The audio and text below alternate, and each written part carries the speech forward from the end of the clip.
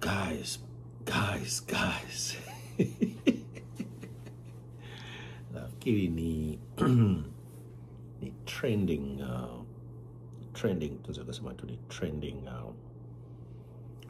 word ambayo mtu yote ambaye lugha yake ya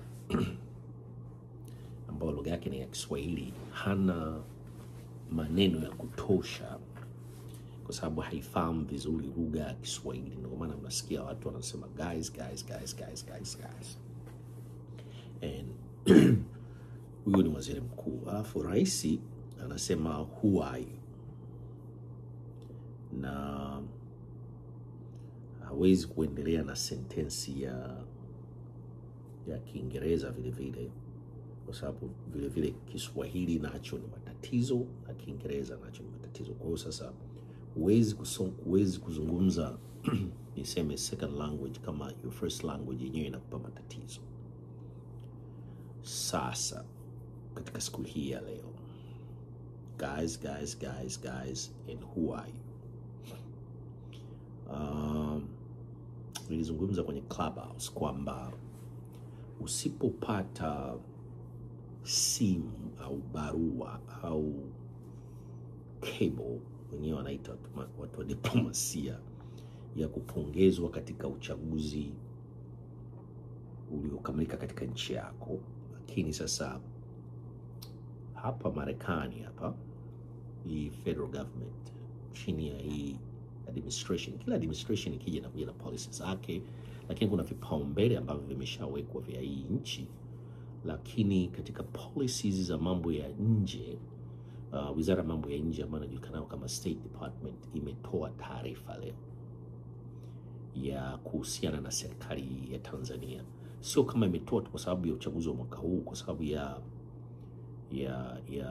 maendeleo ya matukio ya uvunjaji wa haki za kibinadamu, kutokuwepo na demokrasia Tanzania, ambapo uongo na udanganyifu, kutoa taarifa ambazo si sahihi mbele ya ili taifa kubwa la Marekani. Na sasa hivi umeshafikia hatua ya kwamba hii serikali ya Marekani they just back off kwenye uhusiano kati ya Tanzania na Marekani, kwa sababu kuna consequences zake.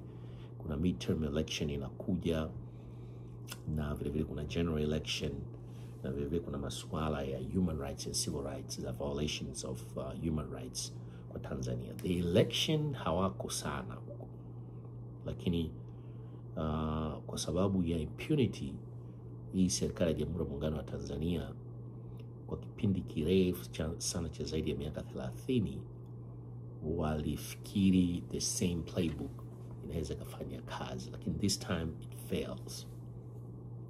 Kwa hiyo Marekani wamesema una review, na comprehensive review is very serious, na kwa sababu wana collections of evidence for over 30 years. Kwa hiyo sasa nafikiri decision ambayo itafanyika ni, wamesema kwamba wanaiachia serikali ya Tanzania yenyewe so kujitathmini kwamba they need to take actions. Na tupo nafikiri sehemu nzuri sana. Sasa katika kipindi chetu cha leo cha Good Morning Africa, Good Morning East Africa, tutaangalia katika hayo maeneo. Tutaizungumzia hii statement iliyotoka, statement ya European Union, na tutaangalia tunaelekea wapi, na tutazungumzia vile vile maandamano ya East Africa ambayo yanafanyika mbele ya ubalozi wa Tanzania tarehe 6. Nayo vile vile